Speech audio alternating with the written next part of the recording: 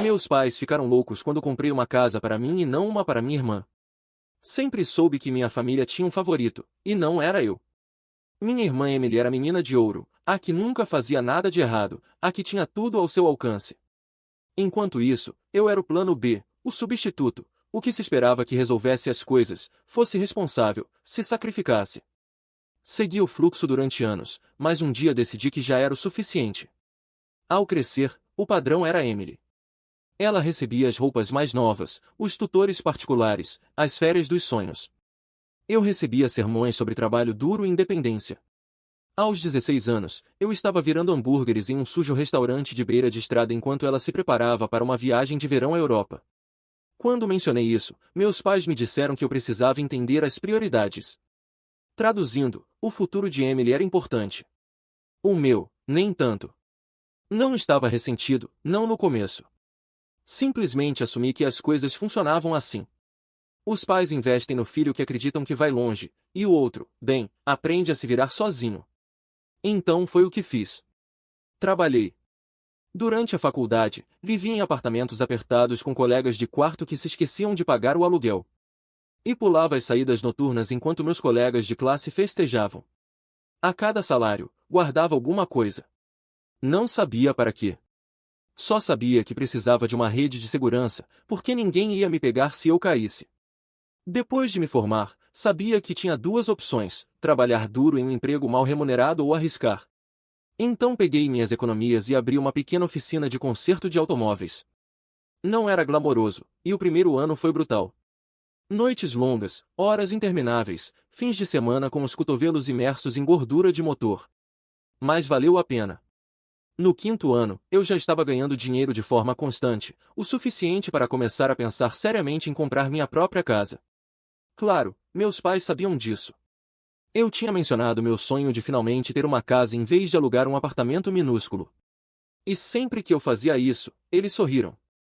E de alguma forma, a conversa sempre mudava. Sabe? Suspirei dramaticamente minha mãe.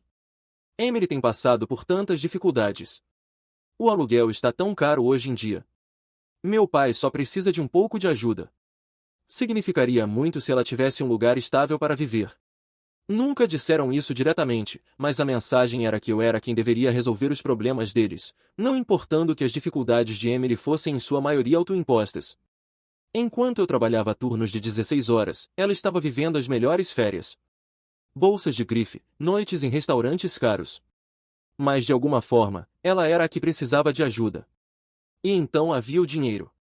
Ao longo dos anos, eu vinha ajudando meus pais financeiramente. Pagando reparos na casa, contas inesperadas, até mesmo dando dinheiro extra quando as coisas ficavam difíceis. No começo, não me importava. Eles eram meus pais, afinal. Mas então comecei a notar pequenas coisas. Minha mãe sempre tinha uma bolsa nova ou meu pai de repente tinha um relógio novo e elegante. No começo, pensei que talvez estivessem economizando. Mas então percebi para onde o dinheiro estava indo. Para Emily. Meus pais não estavam passando por dificuldades.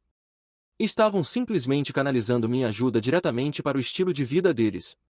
Então ouvi uma conversa que mudou tudo. Eu estava na casa dos meus pais para deixar algo. Não planejava ficar muito tempo, mas ao passar pela cozinha, ouvi meu nome. Então fiz o que qualquer pessoa racional faria.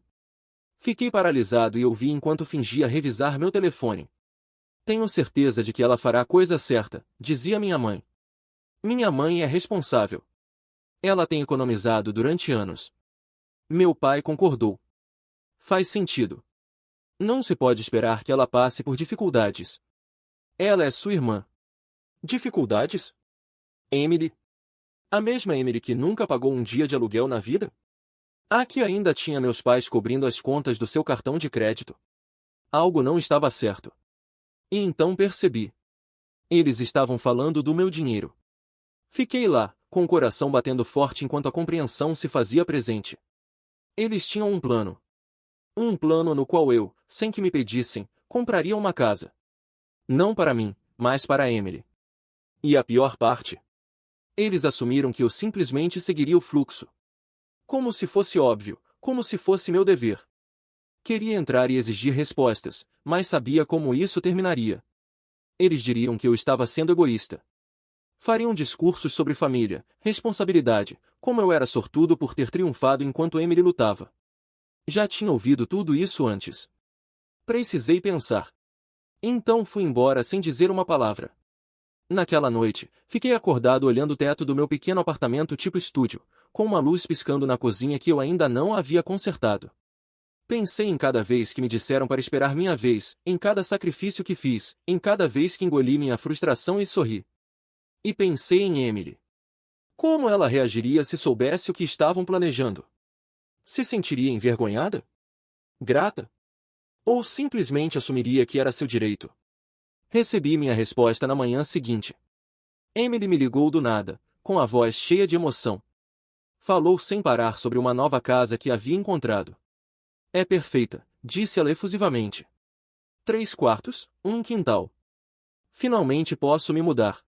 Esperei ela dizer a parte que importava, a parte em que ela me dizia que tinha um plano para pagar, mas ela não disse porque não precisava. Na cabeça dela, isso já estava resolvido. Meus pais haviam garantido isso. Ela teve até a ousadia de mencionar que me deixaria dormir no quarto de hóspede se algum dia eu precisasse de um lugar para ficar. Foi aí que soube que não seguiria mais o fluxo. No dia seguinte, fiz exatamente o que esperavam, comprei uma casa. Só que não há que eles tinham em mente. Não disse nada a ninguém. Sem grandes anúncios, sem explicações. Encontrei um lugar de que gostei, dei o depósito e assinei os papéis. Não era enorme, mas era minha.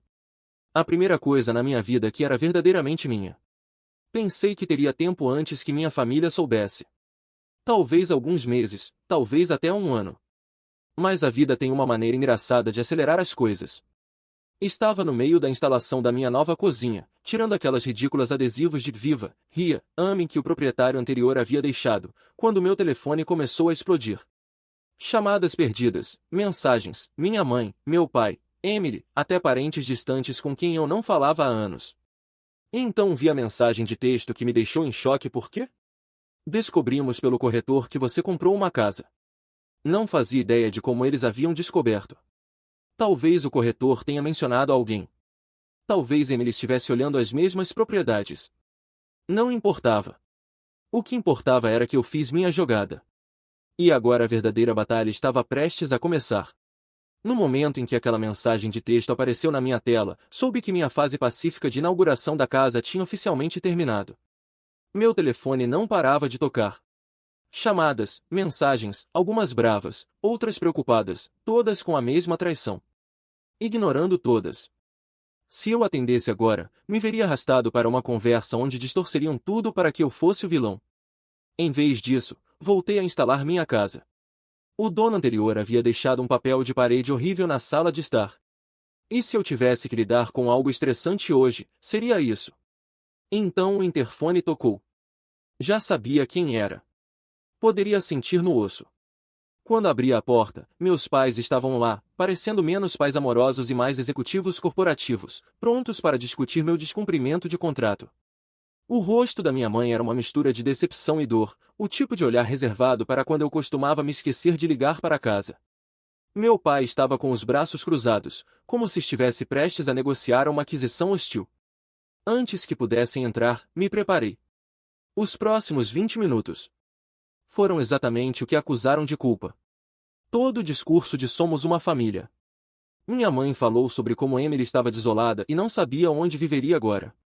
Meu pai deixou claro que estavam contando comigo para fazer o certo.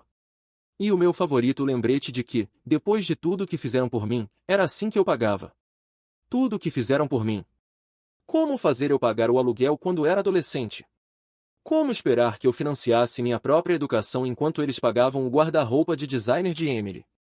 Como deixar eu trabalhar em 2 empregos enquanto ela curtia escapadas de fim de semana a um spa? Em todo caso, eu tinha pago 10 vezes mais. Podia sentir que minha paciência estava se esgotando. Mas em vez de explodir, fiquei em silêncio. Apenas acenei com a cabeça. Deixei que falassem. Eu havia aprendido há muito tempo que discutir não funcionava. Eles não estavam ali para ouvir. Estavam ali para impor sua narrativa. Depois veio o ultimato. Minha mãe, com a voz cheia de calma forçada, me disse que eu tinha que transferir a casa para Emily ou ser excluído. Tive que segurar o riso. Excluído de quê? De seu amor e apoio? O mesmo amor e apoio que sempre vinha com condições. A mesma família que nunca me ofereceu nada sem esperar o dobro em troca. Disse que pensaria sobre isso. Não porque realmente fosse pensar, mas porque queria que saíssem da minha casa. Foram embora com um ar de vitória, como se me tivessem encurralado para eu me submeter. Respirei fundo, entrei na cozinha e peguei uma cerveja na geladeira. Me sentei.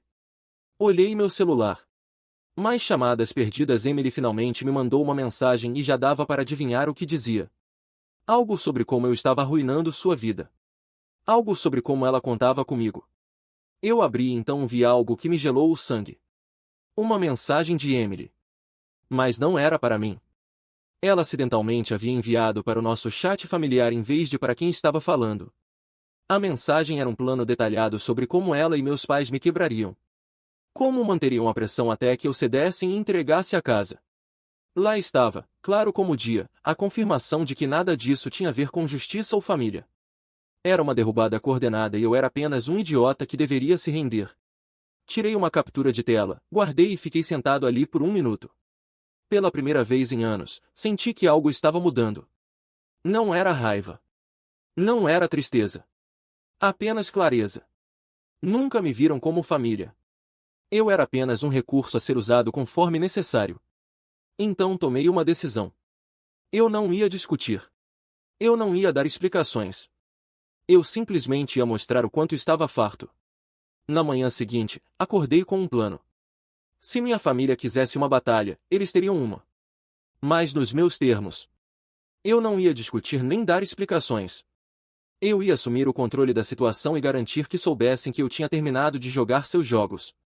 Primeiro, garanti minhas finanças. Mudei todas minhas senhas, verifiquei minhas contas bancárias e até instalei câmeras de segurança ao redor da minha propriedade. Conhecendo minha família, não descartaria que fizessem algo desesperado. Depois entrei em contato com um advogado. Não fazia ideia se meus pais realmente poderiam me causar problemas legais, mas não ia correr nenhum risco. Depois de explicar minha situação, o advogado me garantiu que enquanto tudo estivesse em meu nome e eu não tivesse assinado nada para Emily, eu não tinha nada com o que me preocupar. Boas notícias, mas ainda assim, não correria riscos. Mais tarde naquele dia, recebi uma mensagem de texto de Emily.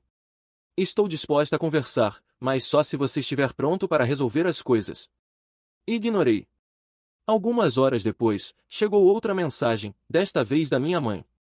Estou preocupada com você. Achei que deveríamos ter um jantar em família para discutir tudo. Sim, claro. Eu não ia cair nessa armadilha.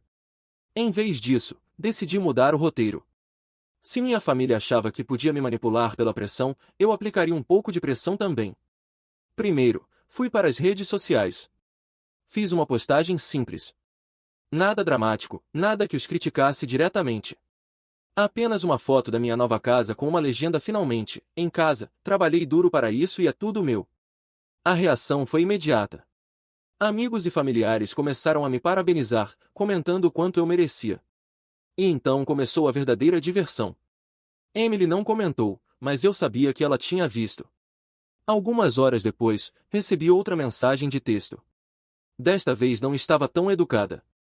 Me desceu a bronca sobre o quanto eu era egoísta, como eu a humilhei ao tornar minha compra pública.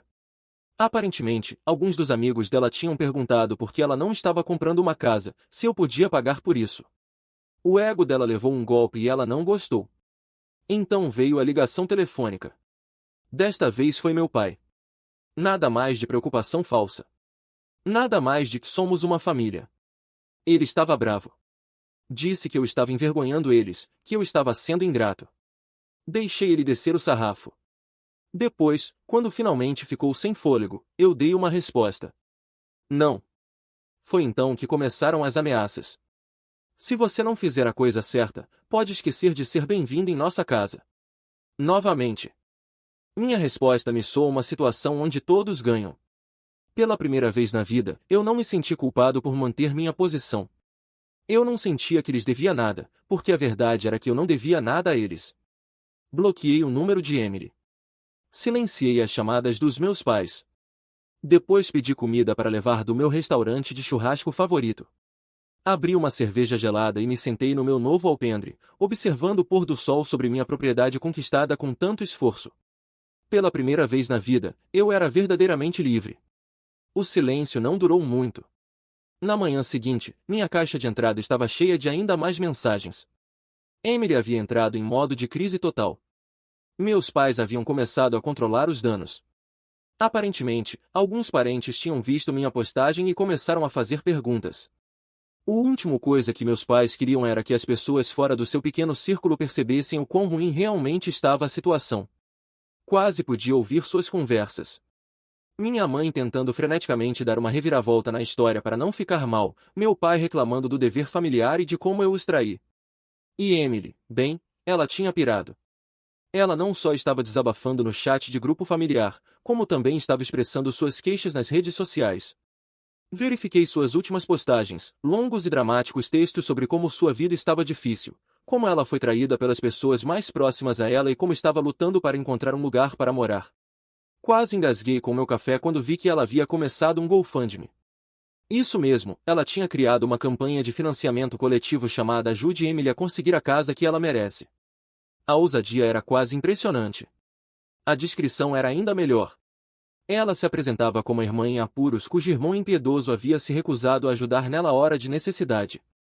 Convenientemente, omitindo a parte em que ela esperava uma casa de graça e não tinha feito absolutamente nada para conquistá-la. Um total de $250, provavelmente doados por algum de seus amigos igualmente mimados. Tive que admitir que fiquei um pouco decepcionado. Se você vai cometer uma fraude, pelo menos faça ela parecer realista. Mesmo assim, a situação estava ficando ridícula. Eu precisava acabar com isso antes que saísse de controle. Eu não estava interessado em transformar isso em uma disputa familiar online, mas também não ia deixar que sujassem meu nome na lama. Então decidi lançar uma última bomba. Fiz uma nova postagem, mas desta vez incluiu alguns recibos, capturas de tela reais da mensagem de texto que Emily me havia enviado, onde admitia abertamente que planejava com meus pais me pressionar a dar a casa a ela. Não adicionei nenhum comentário, apenas as capturas de tela, com um título simples esclarecendo alguns mal-entendidos. A internet fez o resto. Em questão de horas, as pessoas começaram a criticá-la. Os amigos que a apoiavam cegamente antes, de repente ficaram em silêncio. Alguns até se viraram contra ela. Percebendo que tinham sido manipulados, Emily apagou seu GoFundMe e bloqueou suas contas nas redes sociais. Meus pais também não estavam lidando bem com a pressão. Aparentemente, alguns parentes decidiram entrar em contato comigo para perguntar por que achavam que estava certo exigir uma casa do filho, enquanto mimavam a filha. No fim do dia, o chat de grupo familiar ficou em silêncio. Não havia mais mensagens de culpa, nem chamadas passivo-agressivas. Só silêncio. E foi glorioso. Me deitei, assistindo o sol se pôr no horizonte. Meu telefone, felizmente livre de notificações. Tinha uma bebida gelada na mão, uma lista de reprodução das minhas músicas favoritas tocando ao fundo. E pela primeira vez em anos, eu não estava esperando cair o próximo golpe. Não estava preocupado com o que minha família pensava ou se havia feito a coisa certa. Eu havia feito o que era certo para mim, e isso era o suficiente. O silêncio durou uma semana inteira. Sem chamadas, sem mensagens de texto, nada. Eu esperava que meus pais tentassem uma última jogada desesperada, mas pela primeira vez, parecia que eles haviam entendido que eu não ia ceder. Talvez a vergonha pública finalmente tivesse afetado eles. Talvez estivessem se reorganizando. De qualquer forma, eu não estava confortável. Então, logo quando eu estava me adaptando à minha nova vida, chegou a próxima surpresa. Um correio certificado. Um envelope grosso com o endereço de retorno de meus pais, do tipo que nunca traz boas notícias. Me sentei à mesa da minha cozinha com café numa mão, uma faca de abrir cartas na outra, me preparando para qualquer bobagem que estivesse lá dentro. Era uma notificação legal. Meus pais estavam me ameaçando processar. Tive que ler 2 vezes para garantir que não estava alucinando. Segundo o documento, eles afirmavam que eu os enganei, fazendo-os acreditar que estava comprando a casa para o benefício da família e que eu havia enriquecido injustamente às custas deles. Era absurdo. Eu nunca fiz uma única promessa a ninguém sobre dar minha casa de presente. Mas a desesperança deles havia atingido novos níveis. A melhor parte. Exigiam uma compensação financeira pela angústia emocional que causei em Emily. Isso mesmo. Ela estava tão angustiada por não ganhar uma casa de graça, que acharam que merecia dinheiro. Fiz o que qualquer pessoa racional faria. Ri. Então liguei para meu advogado. A conversa foi breve. Meu advogado mal conseguiu conter sua própria diversão quando me disse que esse caso não tinha chance alguma de se sustentar no tribunal. Na melhor das hipóteses, era uma tática de medo. Na pior, uma última tentativa desesperada de manipular para que eu cedesse. De qualquer forma, eu não estava preocupado, mas também não ia deixar barato. Se quisessem intensificar as coisas, eu intensificaria também. Fiz algumas chamadas adicionais. Uma para o meu banco, apenas para verificar 3 vezes se tudo estava bloqueado. Outra para um chaveiro para reforçar a segurança da minha casa. Depois fiz o que sabia que os levaria ao limite, enviei uma carta certificada para meus pais em resposta, avisando-os de que qualquer assédio adicional resultaria em ações legais. 2 dias depois, as chamadas telefônicas começaram novamente. Primeiro minha mãe, depois meu pai, depois Emily. Ignorei todos. Deixaram mensagens de voz, algumas se desculpando, outras ainda tentando me culpar. A de minha mãe foi a melhor. Ela foi de soluços para a fúria em uma única mensagem, exigindo saber como eu poderia virar as costas para minha própria família por algo tão pequeno como uma casa. Pequeno? A ironia quase me derrubou. Se era tão pequeno, por que estavam dispostos a ir a tribunal por isso? Finalmente, no terceiro dia, atendi. Quando meu pai ligou, ele pulou as formalidades, foi direto ao ponto. Eles desistiriam de tudo se eu apenas aceitasse chegar a um acordo com Emily. Eu disse que não havia nada a resolver. Isso foi a gota d'água.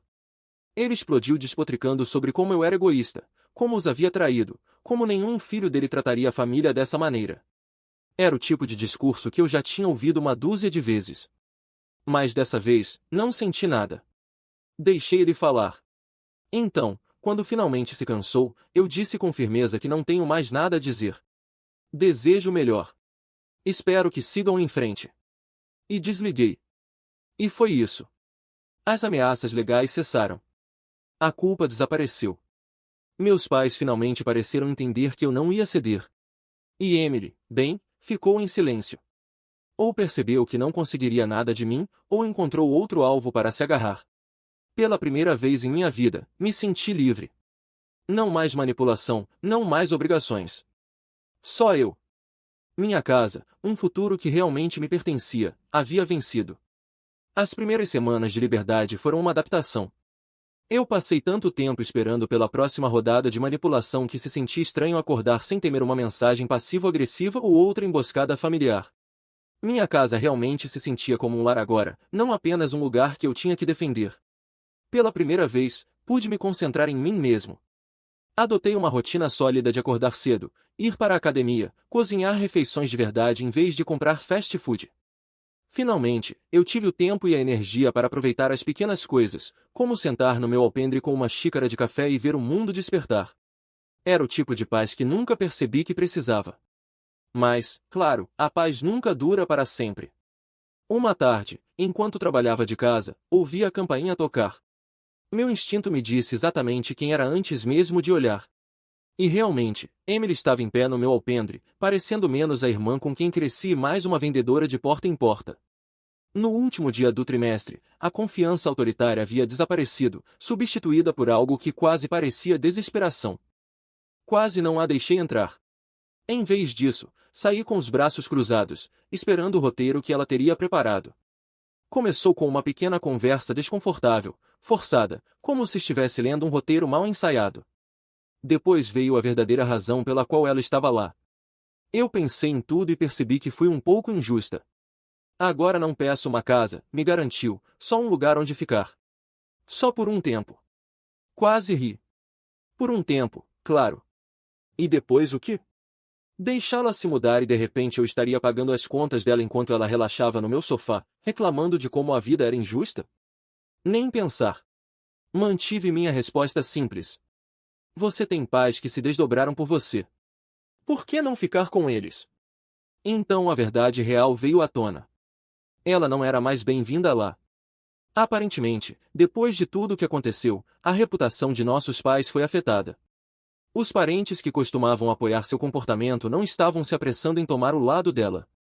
Até alguns dos amigos de Emily começaram a se distanciar. Acontece que, quando você se torna viral tentando enganar seu próprio irmão, as pessoas não querem ser associadas a você. Emily não estava apenas procurando um lugar para ficar, ela estava tentando fugir do desastre que havia criado. Não mordi a isca. Disse a ela que não estava mais interessado em desempenhar esse papel. Sem ressentimentos. Mas não sou responsável por resolver os problemas que você criou. No momento em que essas palavras saíram da minha boca, sua expressão mudou. A falsa humildade desapareceu, substituída pela mesma amargura de sempre. Me chamou de egoísta, disse que a família deveria se ajudar. Simplesmente dei de ombros. Ela foi embora furiosa, fazendo uma saída dramática que poderia ter funcionado quando éramos crianças. Mas tudo o que senti foi alívio. Uns dias depois, passei pelo shopping para comprar algumas coisas. Enquanto esperava na fila da cafeteria, ouvi uma voz familiar. Era Emily falando alto com alguém em uma mesa próxima. Não estava tentando ouvir às escondidas, mas quando a voz da sua irmã ecoa como um megafone, é difícil não ouvir. Ela estava reclamando alto sobre o quão difícil era a vida agora, como ela tinha que conseguir esse emprego, um emprego de verdade, como uma pessoa normal. Continuou falando sobre como era exaustivo, como não podia acreditar que as pessoas faziam isso todos os dias. Enquanto isso, a mulher com quem ela estava parecia prestes a lembrá-la que a maior parte da população sempre fez exatamente isso. Mordi meu lábio para não rir. Era bom demais. Em vez de dizer algo, peguei meu café e passei por sua mesa, nem me notou, mas ao sair não pude deixar de sorrir. Pela primeira vez na minha vida, não era eu quem lidava com o drama de Emily. Alguém mais teve que ouvir o monólogo dela sobre as injustiças da vida. E sabe o que? Isso estava bem para mim. Mais tarde naquela noite, recebi uma mensagem de texto de minha mãe. Uma última tentativa desesperada de me fazer sentir culpado para que reconsiderasse algo sobre como a família se mantém unida e como não podia acreditar como eu havia me tornado tão frio. Ignorei. Eles passaram anos deixando claro que eu não fazia parte de sua definição de família, a menos que fosse útil para eles. Agora finalmente entendi algo importante. Eu não era frio, eu simplesmente havia terminado. E pela primeira vez na minha vida não senti a necessidade de dar explicações a ninguém.